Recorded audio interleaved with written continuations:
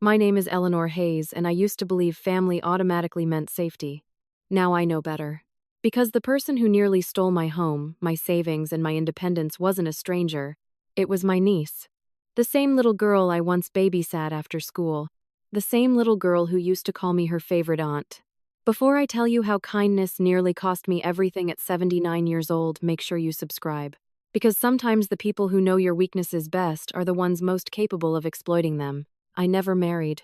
Never had children. But I built a beautiful life anyway. I owned a small antique store for nearly 30 years. Collected vintage furniture. Saved carefully. Invested wisely. By retirement, I lived comfortably. Not extravagantly. Comfortably. Then came my hip surgery. Recovery was harder than expected. My mobility suffered.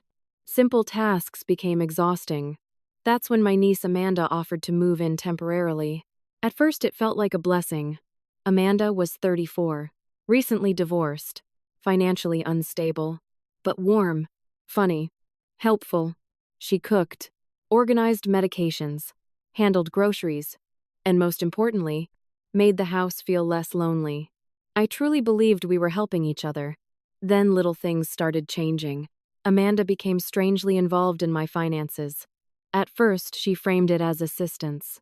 Helping organize bills, managing online accounts, sorting paperwork. But gradually, help became control.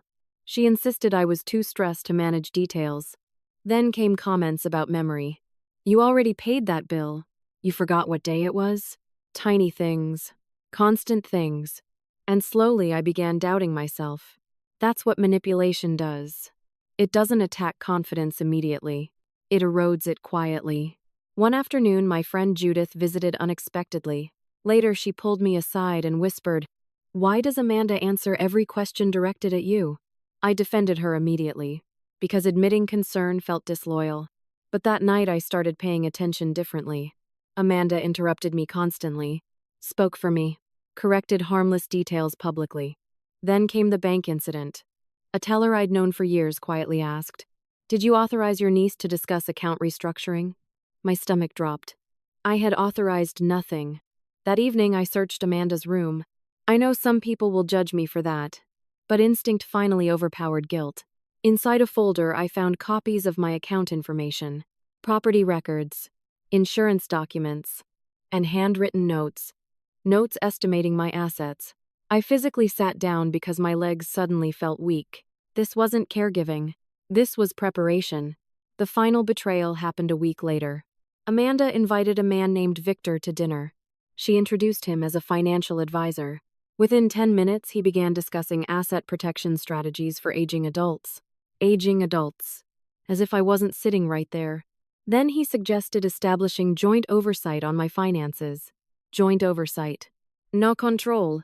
That night, I called my attorney immediately. What we uncovered horrified me. Amanda had already researched guardianship laws, power of attorney transfers, property succession, and assisted living transition processes, all without my knowledge. The confrontation happened the following Sunday. I sat across from Amanda at the kitchen table where I once helped her with homework as a child. And honestly, that made everything hurt even more.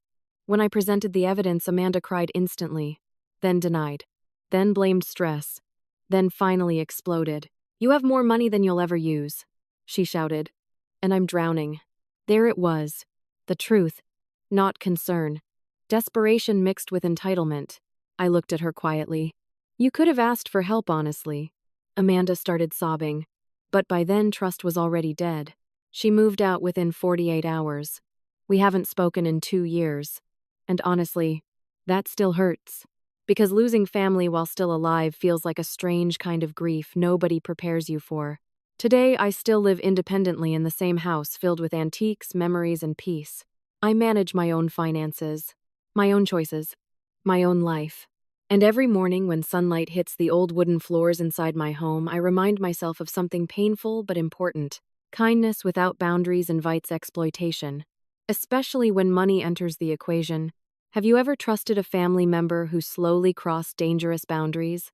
Tell me in the comments below. And if this story touched you, don't forget to like and subscribe. Because protecting yourself is not selfish. Sometimes it's survival.